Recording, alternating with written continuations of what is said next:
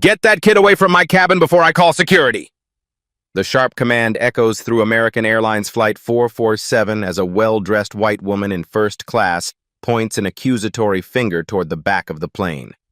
Her target? A 14-year-old black boy in a faded hoodie and torn jeans, standing in the economy aisle with quiet dignity. "Ma'am, he just offered to help," the baby's exhausted mother pleads, bouncing her screaming 8-month-old who has been crying for 3 straight hours. "Help?" Karen Wellington's laugh drips with contempt. "That street kid doesn't belong near decent families. Look at him." Marcus Washington looks directly at her, his voice steady and confident. "I can stop her crying in 30 seconds. The cabin falls silent except for the baby's wails. Every passenger turns to stare at his worn sneakers, battered leather suitcase, his impossible claim. Everything about him screams poverty, insignificance. What they're about to discover will shatter every assumption on this aircraft. Hit subscribe if you've ever been judged by appearance. American Airlines Flight 447 stretches like a social experiment at 35,000 feet. The wide-body aircraft carries 300 passengers across invisible but rigid class lines that mirror society itself. In first class, leather seats cradle the privileged. Executives in $1,000 suits tap on platinum laptops. A surgeon discusses his latest procedure while sipping premium wine. This is where Karen Wellington holds court in seat 3A. Her Chanel suit perfectly pressed, Hermes bag positioned like a shield against the common masses behind her. At 52, she radiates the entitled confidence of generational wealth. Her father's real estate empire built her world where money talks and everyone else whispers. Business class buzzes with middle management and professionals, their anxious energy palpable as they juggle conference calls and last-minute presentations. They glance enviously forward at first class while looking down their noses at economy. Then comes the Great Divide, the navy blue curtain separating the worthy from the worthless. Economy class tells a different story. Cramped seats hold working families returning from vacations they saved years to afford. College students clutch backpacks and instant noodles. Military families in budget seats wear their dignity quietly. Here, children cry without nannies to comfort them, and parents apologize for every small inconvenience. In row 12D, David and Lisa Carter cradle their 8-month-old daughter Sarah, their first child and the center of their universe. Young professionals from San Francisco, they've spent their savings on this New York trip to introduce Sarah to her grandparents. David's software engineer salary stretches thin, but love knows no budget constraints. Sarah's persistent crying has them questioning everything: their parenting, their decision to fly, their ability to handle this precious life. And in the very back, in seat 34E, sits Marcus Washington. At 14, Marcus carries himself with a quiet dignity that seems impossible for someone wearing a threadbare hoodie with a small tear near the left shoulder. His jeans, faded from countless washes, sport holes at both knees, not the designer distressed kind, but genuine wear from a life that doesn't include regular shopping trips. His sneakers, once white, now tell stories of city sidewalks and basketball courts. But watch his hands. Those fingers are long and elegant, moving with unconscious precision across the armrest as if playing invisible keys. When nervous, Marcus taps complex rhythms that would puzzle most adults. Intricate patterns that speak of training, discipline, years of practice. The old leather suitcase tucked beneath the seat ahead bears the scars of countless journeys. Its brass corners are tarnished, its surface marked with scratches that map a history of struggle. Yet something about how Marcus guards it suggests contents worth more than the case itself. Flight attendant Maria Santos has worked these routes for 15 years. She's seen every type of passenger, managed every crisis. A mother of 3 herself, she recognizes the desperation in the Carters' eyes as their daughter's cries pierce the cabin. Other babies respond to Sarah's distress, creating a cascading symphony of infant anxiety. Passengers shift uncomfortably. Business travelers remove noise-canceling headphones to glare. A retired couple in row 8 whispers about people who shouldn't travel with babies. The tension builds like pressure in the cabin itself. Marcus closes his eyes and unconsciously begins humming under his breath, so quietly that only the elderly woman beside him notices. The melody is complex, classical, nothing a teenager from his apparent background should know. His grandmother's voice echoes in his memory, teaching him that music lives in the soul, not the wallet. He's traveling alone to New York, clutching a one-way ticket purchased with money earned from odd jobs around his Los Angeles neighborhood. His destination, a hospital in the Bronx where his grandmother lies fighting for life. She raised him when his parents couldn't, taught him everything that matters, shaped him into the young man who sees helping others as natural as breathing. But in this divided aircraft, Marcus remains invisible to most passengers, another poor kid taking up space in economy. They see the surface: poverty, youth, otherness. They miss the extraordinary hidden beneath the ordinary. As Sarah's cries intensify and adult patients phrase, Marcus makes a decision that will change everything. He stands up. Marcus rises from seat 34E, his movement deliberate and calm despite the chaos erupting around him. Sarah's cries have reached a fever pitch, and her parents look ready to collapse from exhaustion and embarrassment. As he steps into the narrow aisle, heads turn with a mixture of curiosity and suspicion. "Excuse me," Marcus says to the Carters, his voice respectful but confident. "I might be able to help with your daughter." David Carter looks up with desperate hope. "You know about babies?" Before Marcus can answer, Karen Wellington's voice slices through the cabin like a blade. "Are you out of your mind?" She unbuckles her seatbelt and storms down the aisle, her designer heels clicking against the floor with military precision. "You're going to let some random kid from the ghetto touch your baby?"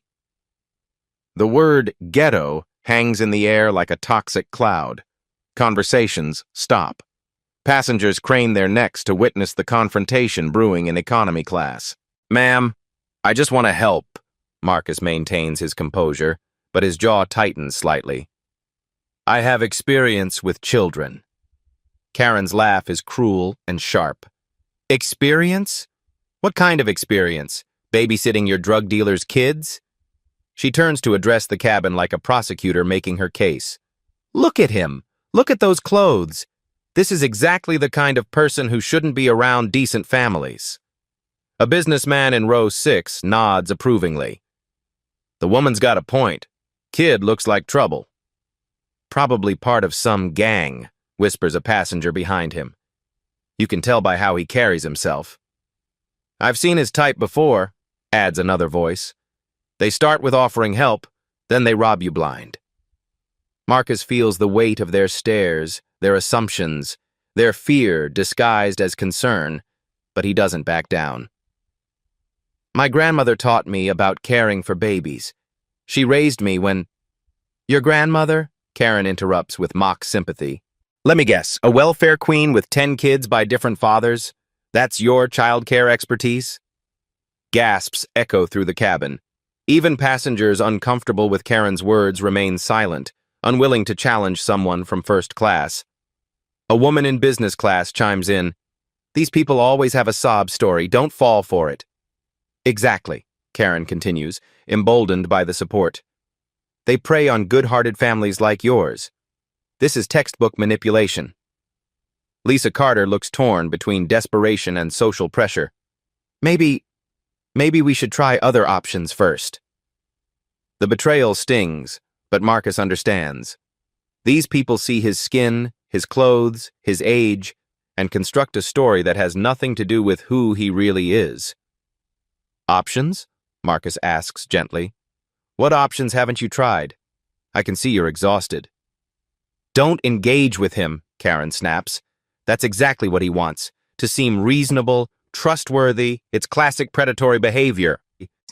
Flight attendant Maria Santos approaches, looking conflicted. "Son, I think it's best if you return to your seat. We're handling the situation." "How?" Marcus asks reasonably. "You've been trying for 3 hours. The baby is getting worse." Karen steps closer, her voice dropping to a menacing whisper that still carries throughout the cabin. Listen carefully, boy. I don't know what kind of scam you're running, but it ends now. Good families don't need help from street trash like you. The racial subtext becomes explicit text. Several passengers shift uncomfortably, but none speak up. I'm not running any scam, Marcus replies, his dignity intact despite the assault. I genuinely want to help that baby. Help? A man in business class laughs harshly. Kids like you don't help. You take, you steal, you destroy everything decent people build.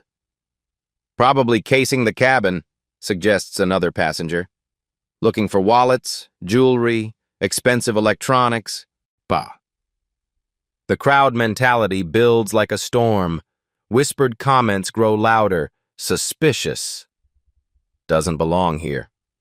Probably up to something. I've read about this, declares a woman near the front. Gang initiation rituals.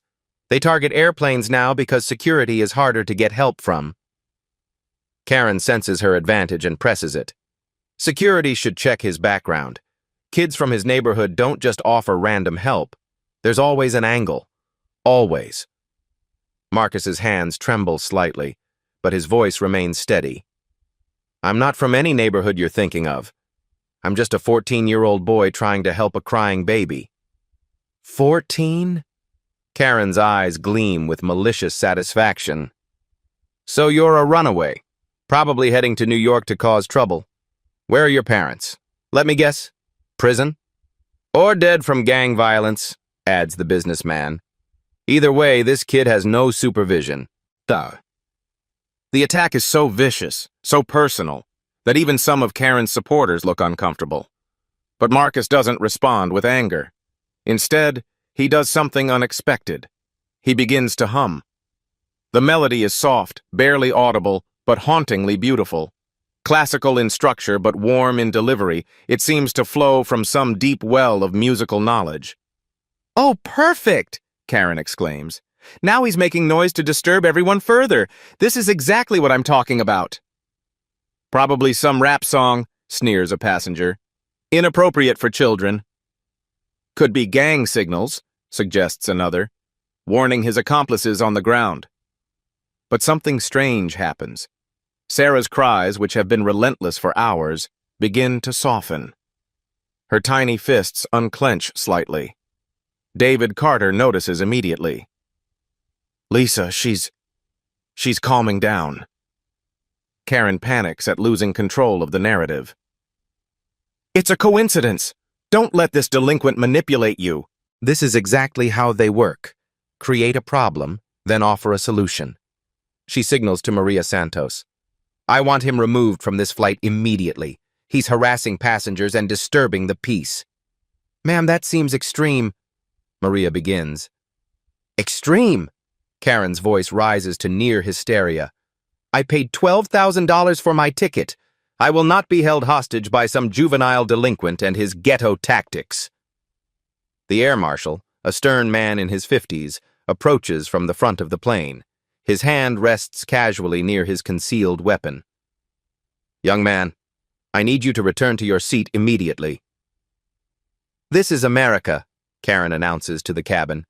We don't have to tolerate this kind of intimidation. Marcus looks around the cabin. Every face reflects the same assumption. Guilty until proven innocent. Poor until proven worthy. Dangerous until proven safe.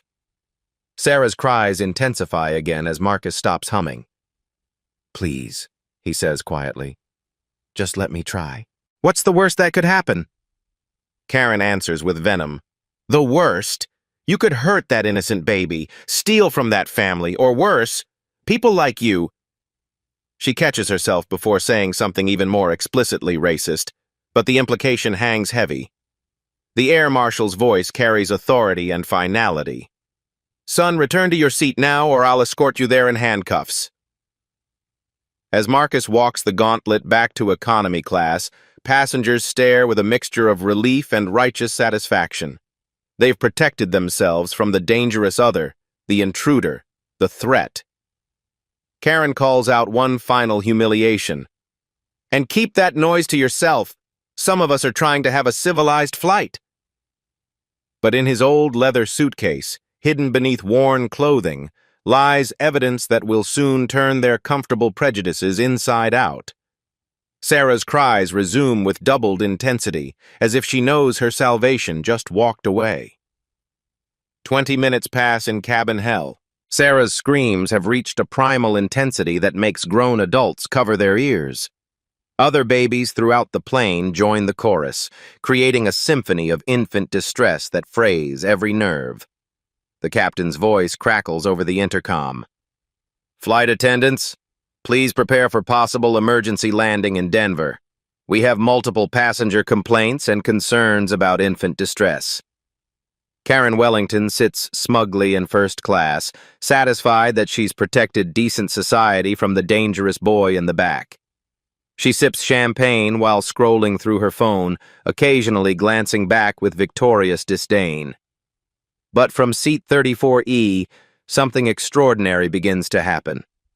Marcus starts humming again, so quietly at first that only the elderly woman beside him notices.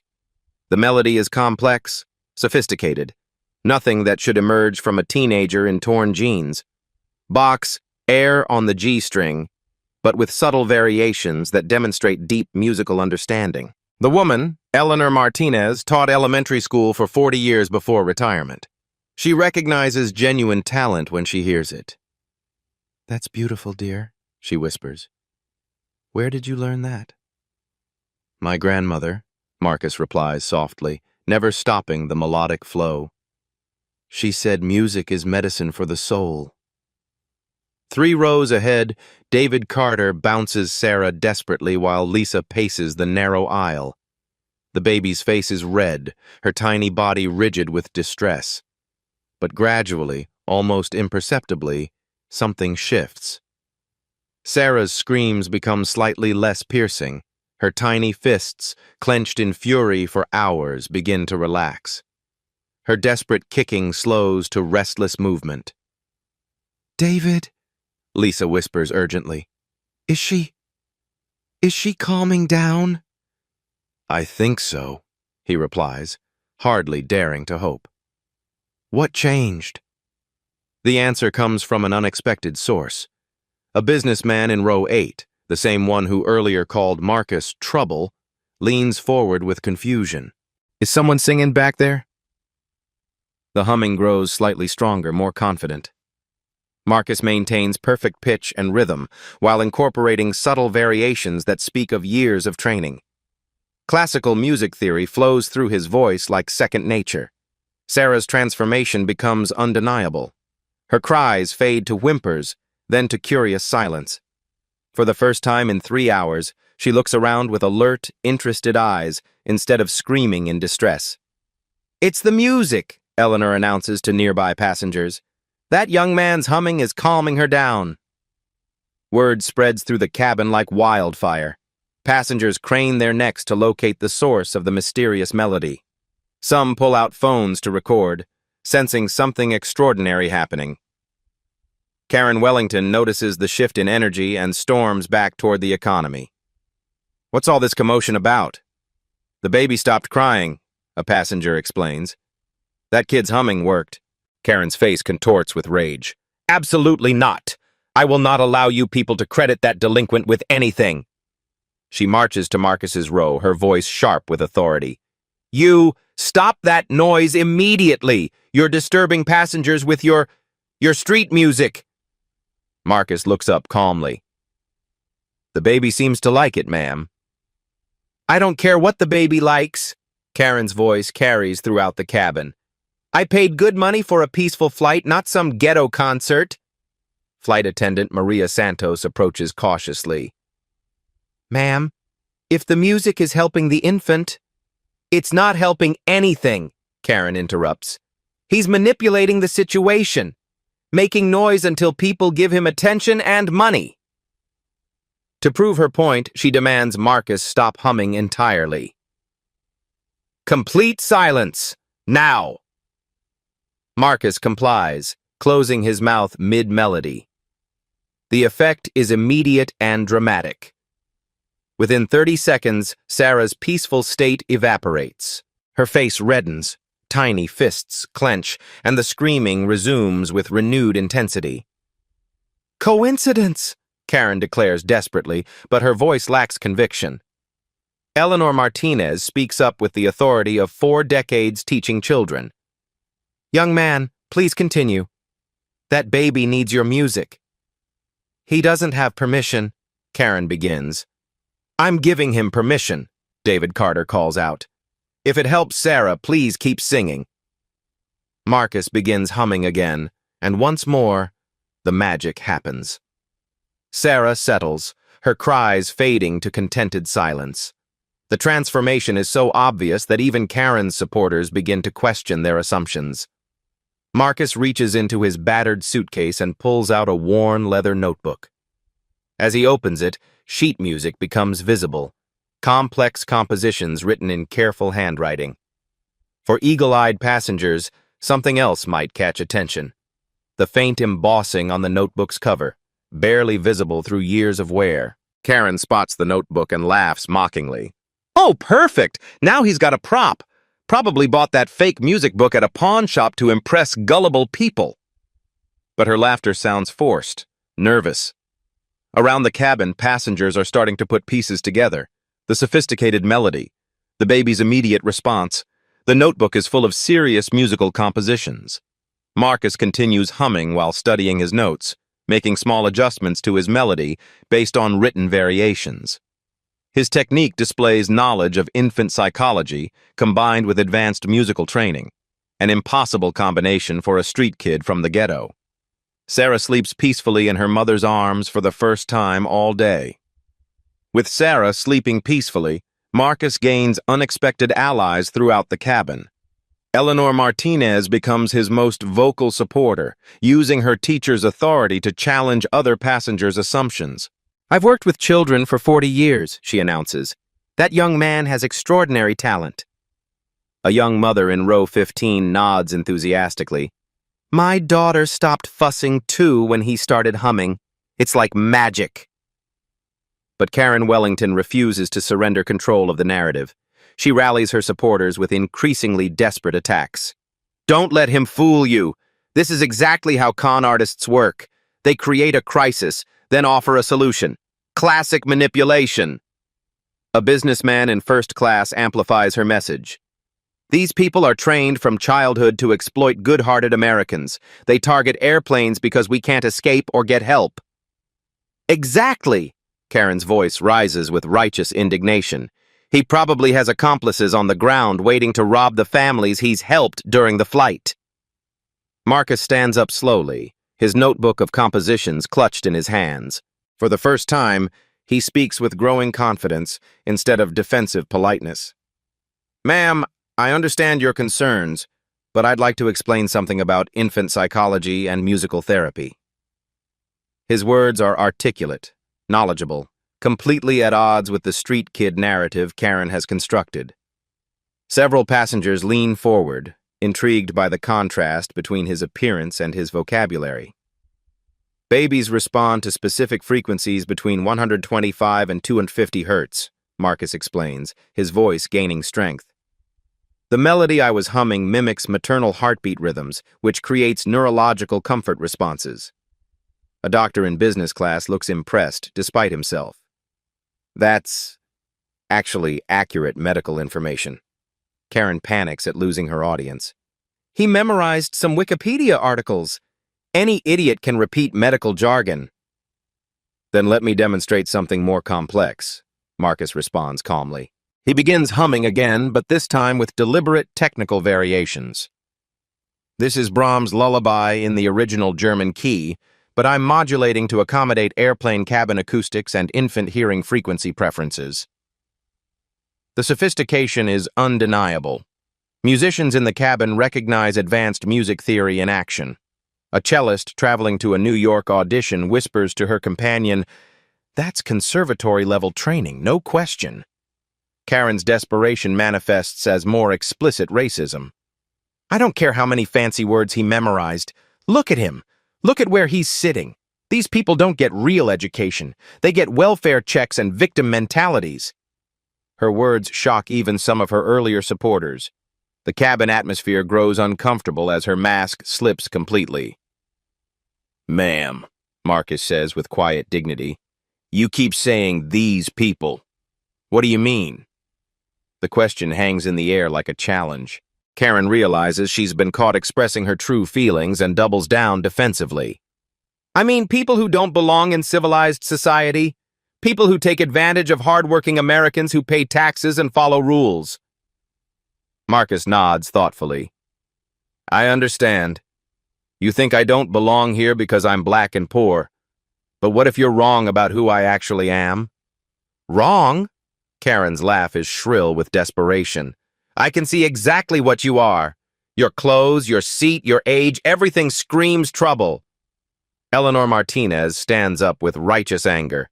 "That boy has more class in his little finger than you have in your whole designer outfit." Other passengers begin choosing sides. The working families in the economy rally around Marcus, recognizing one of their own facing unjust treatment. But several business and first-class passengers support Karen, uncomfortable with their existing prejudices being challenged. "This is exactly what is wrong with America," declares a man in business class. "We can't even protect our families on airplanes anymore without being called racist." Marcus reaches into his suitcase again, this time pulling out sheet music with official letterheads visible. "I'd like to try something special for Sarah. A composition I wrote specifically for infant neurological development." "He wrote?" The doctor in business class sounds genuinely curious. "How old did you say you were?" 14, Marcus replies clearly. "And I've been composing since I was 9. Karen snatches at the papers in Marcus's hands. "Let me see those fake documents." But Marcus pulls them back protectively. "These aren't fake, ma'am, and I'll prove it." He begins singing, not just humming now, but actual vocals with perfect German pronunciation. The song is Brahms' lullaby, but with complex harmonies and variations that demonstrate deep classical training. His voice is pure, trained, professional quality that silences the cabin. Sarah not only stays calm, but actually smiles, reaching her tiny hands toward Marcus's voice. Other babies throughout the plane settle into peaceful quiet. The effect is so dramatic that passengers begin pulling out phones to record. "Stop filming!" Karen demands frantically. "This is a private flight. You can't record without permission." But the passengers ignore her. They sense they're witnessing something extraordinary, and Karen's hysteria only confirms that her worldview is crumbling. Marcus finishes the song and looks directly at Karen. "Would you like to see my credentials now? I think you might be surprised by what you find." The question sends ripples of anticipation through the cabin. After hours of racial attacks and class humiliation, Marcus is finally ready to reveal the truth that will destroy every assumption his tormentors have made. Karen's face pales as she realizes she might have made a catastrophic mistake. I don't need to see anything from you." "I think you do," Marcus says quietly. "I think everyone does." He reaches for his suitcase with the confidence of someone who knows exactly what evidence lies inside. Marcus opens his weathered suitcase with deliberate ceremony. The first items that spill out aren't clothes or typical teenage possessions. They're sheets of handwritten musical compositions, each page covered with complex notations that speak of serious study and sophisticated understanding. "What are those supposed to be?" Karen demands, but her voice wavers with growing uncertainty. Eleanor Martinez peers over Marcus's shoulder and gasps. "These are original compositions. Look at this harmonic structure. This is graduate-level music theory." Marcus continues unpacking with calm precision. Next comes a manila folder containing official documents with prestigious letterheads. The Juilliard School logo is unmistakable, printed on heavy paper that screams authenticity. A passenger in row 10 leans forward to read aloud. "Marcus Washington, recipient of the Kovner Fellowship for Exceptional Young Artists. Full scholarship recipient, Juilliard School Pre-College Division." The cabin falls silent except for the soft hum of airplane engines. That's impossible, Karen whispers, but doubt creeps into her voice for the first time. Marcus pulls out a photograph that stops every conversation. The image shows him in formal concert attire, black tuxedo, bow tie, hair perfectly styled, standing beside the conductor of the New York Philharmonic at Lincoln Center. His posture, his smile, his entire presence radiates the confidence of a professional performer. "Oh my God," breathes the cellist from business class. "I know that conductor. That's Gustavo Dudamel." More photographs follow. Marcus performing at various prestigious venues, shaking hands with renowned musicians, accepting awards at formal ceremonies. Each image systematically destroys the narrative of a street kid with delusions of grandeur. But the nuclear bomb comes next. A newspaper clipping from the New York Times, dated just 2 weeks ago. The headline reads, "14-year-old prodigy delivers stunning performance at Carnegie Hall." "Let me see that," demands a passenger, snatching the clipping. She reads aloud with growing amazement. Marcus Washington, the youngest solo performer in Carnegie Hall's 130-year history, captivated audiences with his extraordinary vocal range and mature interpretation of classical masterworks. Karen's face drains of color.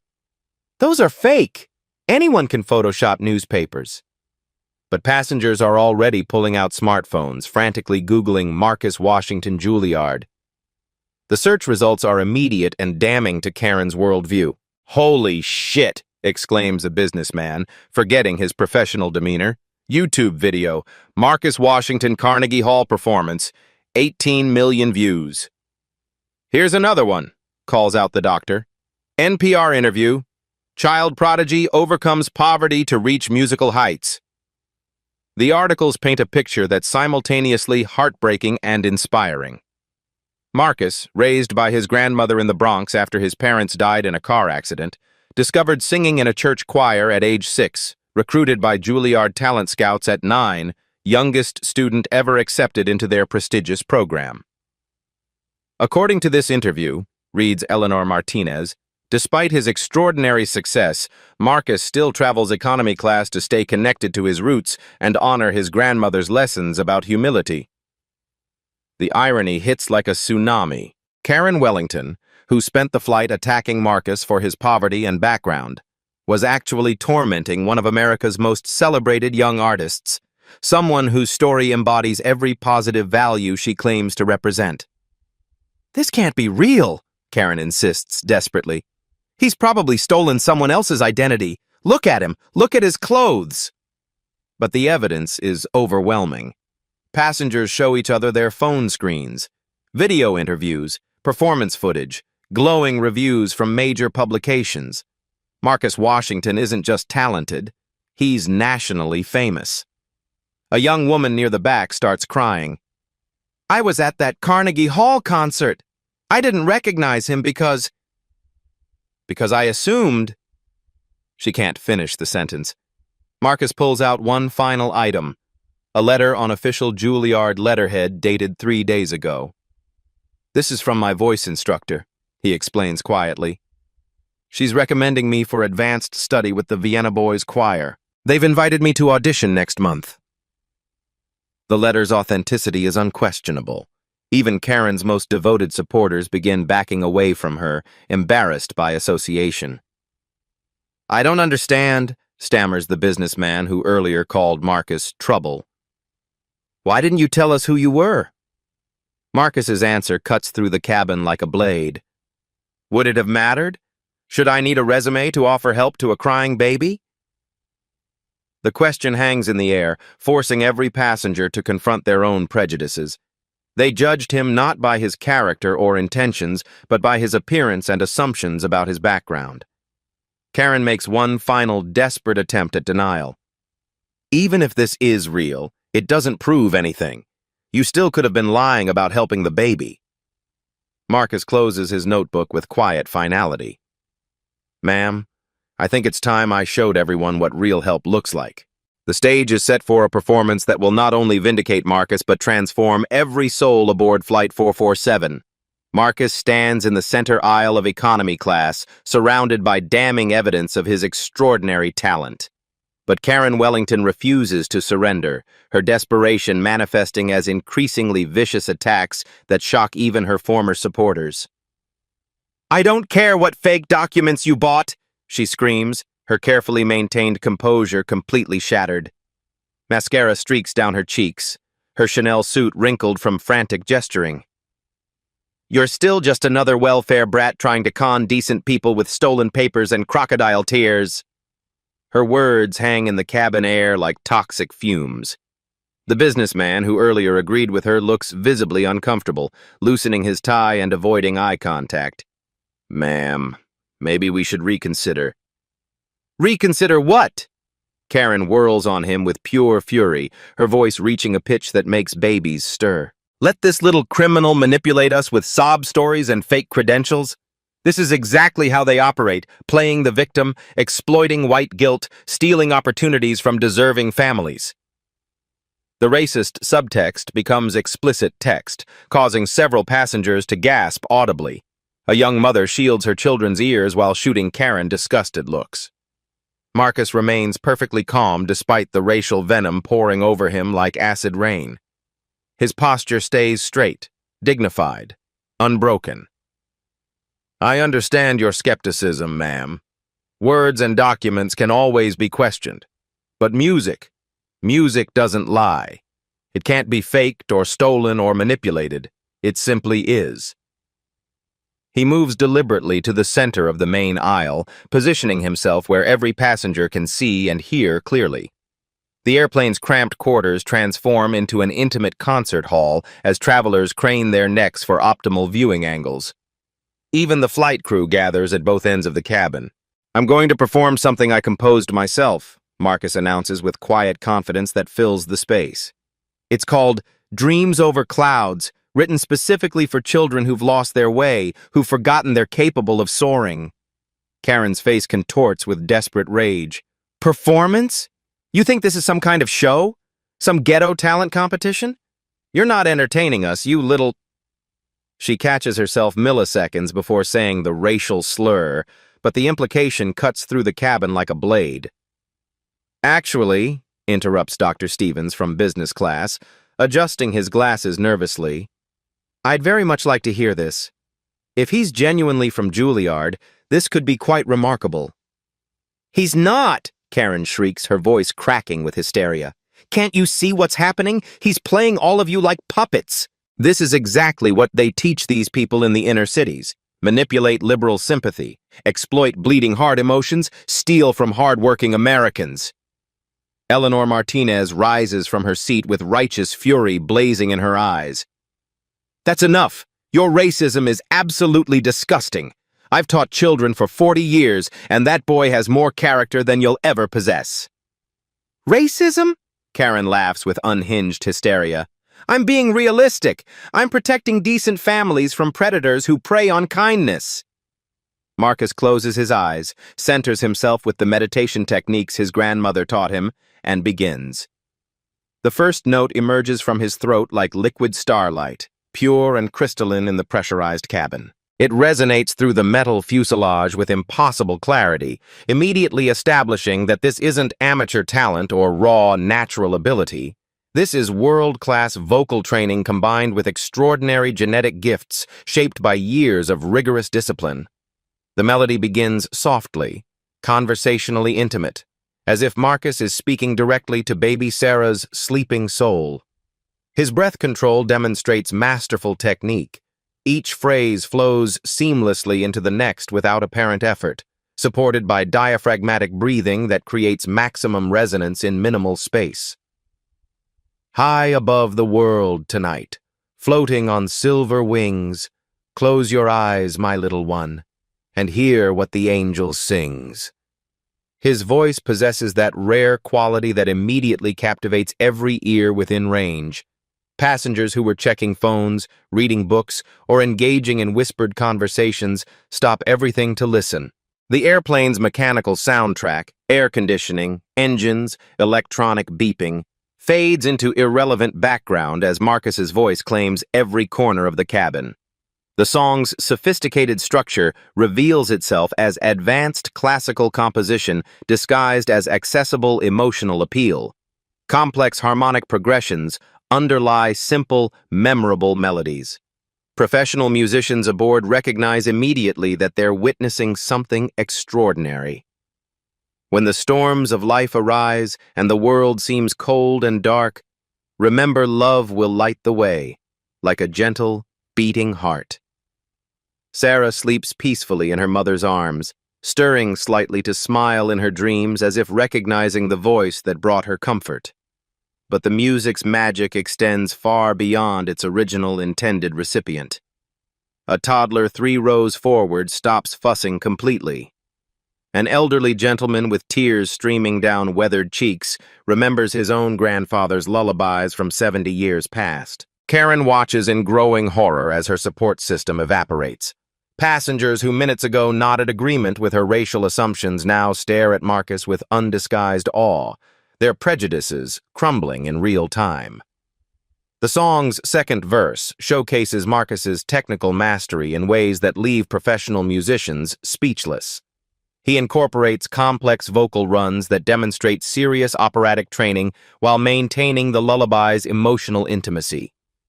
His pitch remains flawlessly accurate throughout multiple key modulations, his rhythm sophisticated yet feeling completely natural. Though the journey may be long and the path seems hard to find, keep the music in your heart. Let it lift your weary mind. The lyrics take on deeply personal meaning as Marcus's own story becomes clear to anyone truly listening. He's singing about his own journey, losing his parents in that devastating car accident, facing grinding poverty, enduring constant racism, finding salvation and identity through music when everything else failed. Flight attendant Maria Santos wipes tears from her eyes, forgetting professional composure entirely. The businessman who called Marcus trouble stares in shocked silence, his worldview reshaping in real time. Even the air marshal, trained to remain emotionally detached, finds himself profoundly moved by the extraordinary performance unfolding at 35,000 feet. Karen makes one final, desperate attempt to disrupt the transcendent moment. "Stop this charade right now. You're all being manipulated by a juvenile delinquent with a decent voice and stolen sheet music." But her words bounce harmlessly off the protective cocoon of beauty Marcus has woven around the cabin. Passengers actually turn to glare at her with genuine anger, furious that she's attempting to interrupt something sacred and healing. Marcus flows seamlessly into the bridge section, where his voice soars to heights that shouldn't be anatomically possible for a 14-year-old's vocal cords. He harmonizes with himself through advanced vocal techniques learned from world-class instructors, creating the ethereal illusion of multiple angelic voices singing in perfect unity. So dream beyond the clouds tonight, where possibilities are born. Tomorrow holds a symphony for you to greet the dawn. The emotional climax builds as Marcus pours his entire life story into the performance. Every moment of rejection, every cruel assumption about his worth, every time someone looked at his thrift store clothes and decided he was worthless, it all transforms into something luminous, healing, and transcendently beautiful. Sleep now, precious child of hope. Let peace carry you away. Music lives within your soul, and love will light your way. His voice breaks slightly on the final phrase, not from technical failure, but from pure, overwhelming emotion. The vulnerability makes the performance even more powerful, reminding everyone that despite his extraordinary talent and national recognition, he's still fundamentally a 14-year-old boy who's faced more hardship and loss than most adults endure in lifetimes. The song concludes with Marcus holding a perfect high note that seems to float in the air like a blessing from divine sources. He fades gradually to gentle humming, then to profound, sacred silence. For 10 full seconds, no one moves or breathes. The cabin exists in suspended animation, as if the airplane itself is holding its breath in reverence for what just occurred. Then spontaneous applause erupts from the back rows and spreads forward like wildfire consuming dried prejudice. Passengers leap to their feet with genuine enthusiasm, clapping and cheering with tears streaming down faces of every color and background. Smartphones appear everywhere, capturing this moment of transformation for eternal posterity. "Bravo!" shouts the professional cellist, her classical training allowing her to recognize true artistry. "That was beyond Carnegie Hall quality." "It was straight from heaven," Eleanor Martinez corrects, her voice thick with emotion. Karen Wellington stands frozen in the aisle, her entire worldview crumbling around her like ancient rotten foundations. She's just witnessed something that destroys every assumption she's made about race, class, and human worth. The dangerous ghetto kid she tried to remove from civilized society is actually one of America's most celebrated young artists. The performance's impact ripples through the cabin in ways that transcend individual transformation.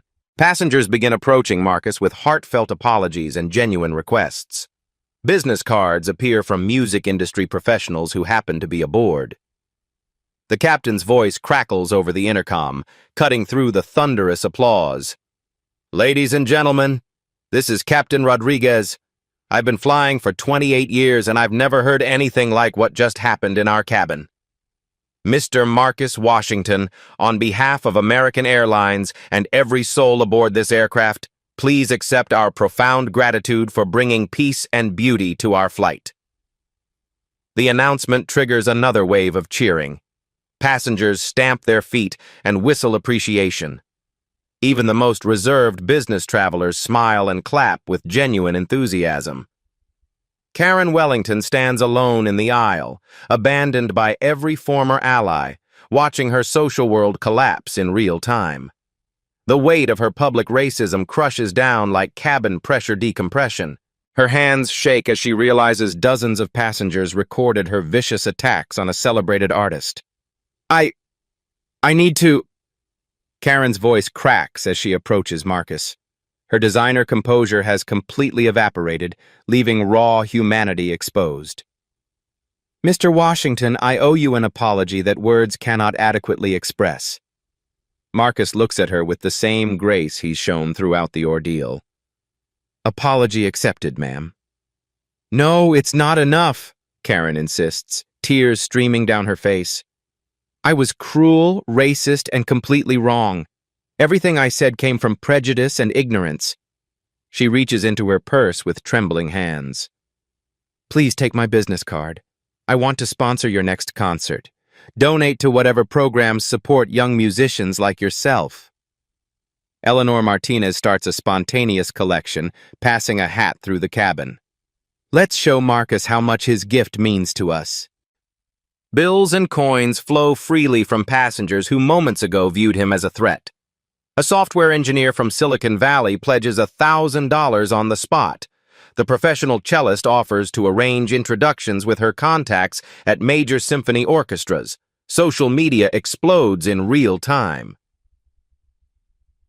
Plain Boy Carnegie Hall trends instantly as passengers upload videos.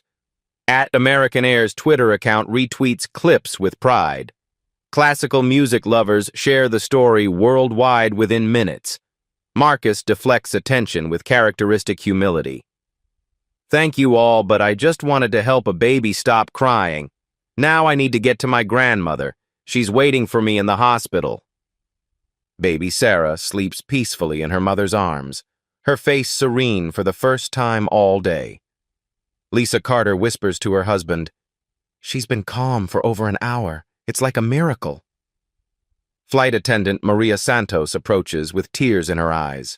"In 15 years of flying, this was the most beautiful experience I've ever witnessed. We'd like to upgrade you to first class." "Thank you, but I'm comfortable where I am," Marcus replies, patting his worn suitcase. "My grandmother taught me that your character doesn't change with your seat assignment." The airplane begins its final descent into JFK Airport, but the real transformation has already landed in every heart aboard Flight 447. Landing at JFK Airport becomes a media circus, unlike anything the facility has seen since presidential arrivals.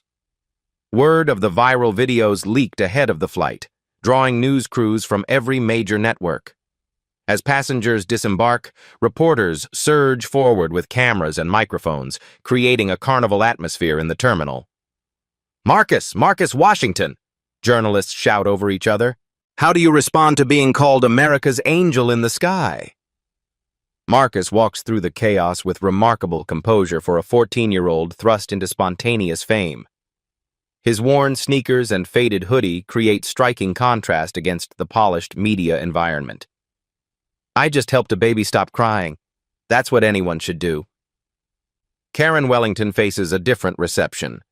Videos of her racist attacks have already exploded across social platforms, making her the unwitting face of prejudice confronting extraordinary grace. Her real estate company's phones ring non-stop with cancellation demands. Protesters gather outside her Manhattan office with signs reading, "Music has no color," and "Judge character, not clothing." But Karen surprises everyone by embracing accountability instead of hiding. She grants exclusive interviews, publicly admitting her bias and announcing the establishment of the Marcus Washington Music Scholarship Fund with a $50,000 initial commitment. "I was absolutely wrong," she tells CNN's Anderson Cooper. "My prejudice blinded me to extraordinary talent sitting 20 feet away. I'm committed to fighting the racism I displayed and supporting young artists regardless of background." The viral explosion reaches unprecedented levels. Within 48 hours, #MusicHasNoColor trends in 17 countries. The original performance video accumulates 50 million views across platforms. Celebrity musicians from Lin-Manuel Miranda to Yo-Yo Ma share the story, adding their voices to a growing movement celebrating hidden talent. Major news outlets compete for exclusive access. NPR features Marcus's story as their lead segment. The Today Show books him for a live performance. Time magazine puts him on their Influential Teens shortlist. Record labels flood Marcus's phone with contract offers. Sony Classical proposes a debut album. Carnegie Hall invites him for a return engagement. The Vienna Boys Choir accelerates their audition timeline, expressing urgent interest in his extraordinary gifts. At Bronx Lebanon Hospital, Marcus's grandmother watches the videos on a borrowed tablet, her oxygen mask fogged with tears of pride. "That's my baby," she whispers to nurses gathered around her bedside. "I always knew that voice was special. But this?" Her vital signs improve dramatically as hope floods back into her failing body. American Airlines transforms the incident into a company-wide learning opportunity. CEO Doug Parker personally calls Marcus to apologize and offer lifetime complimentary flights. The airline implements new anti-discrimination training for all staff, using Flight 447 as a case study in recognizing unconscious bias. Baby Sarah's family maintains close contact with their unlikely savior. David Carter creates a GoFundMe for Marcus's continuing education that raises over $200,000 in 3 days. Lisa posts regular updates showing Sarah's development, crediting Marcus's early intervention with her unusually calm temperament. The story transcends entertainment to become a cultural milestone. Harvard Business School adds the case to their diversity curriculum. Congressional representatives cite Flight 447 in speeches about judging character over circumstances. Elementary schools across America use the videos to teach tolerance and recognizing hidden potential. Through it all, Marcus remains remarkably grounded. He still flies economy class, still carries the same worn suitcase, still deflects praise toward his grandmother's teachings.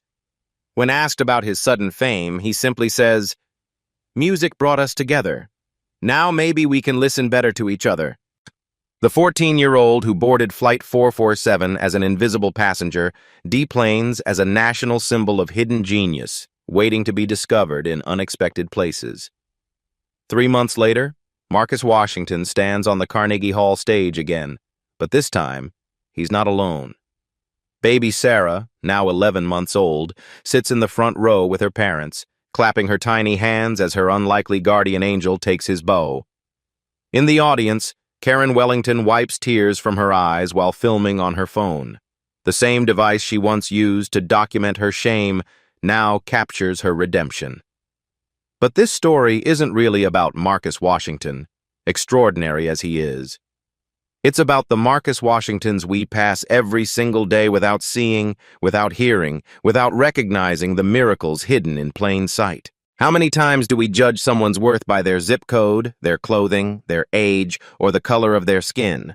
How many symphonies go unheard because we decided the composer doesn't look the part? How many Einsteins sweep our floors while we're too busy to notice their genius? Marcus teaches us that talent doesn't announce itself with designer labels or impressive addresses. Excellence doesn't require permission from people who think they know better. And sometimes, maybe most times, the most extraordinary gifts come wrapped in the most ordinary packages. The homeless veteran on the corner might be a decorated hero. The cleaning lady in your office could speak 5 languages. The teenager in the hoodie might be the next Mozart. The question isn't whether miracles exist around us, it's whether we're humble enough to recognize them. Here's your challenge. This week, have one real conversation with someone you might normally overlook. The grocery cashier, the bus driver, the quiet kid in class. Ask about their dreams, their stories, their hidden talents. You might just discover that the person you've been ignoring is exactly the person you need to meet. If this story moved you, share it. Use #SeeBeyondSurface to tell us about a time when someone surprised you with their hidden greatness. Comment below about someone in your life who deserves more recognition. Subscribe to Black Tales Stories for more stories about extraordinary people hiding in plain sight.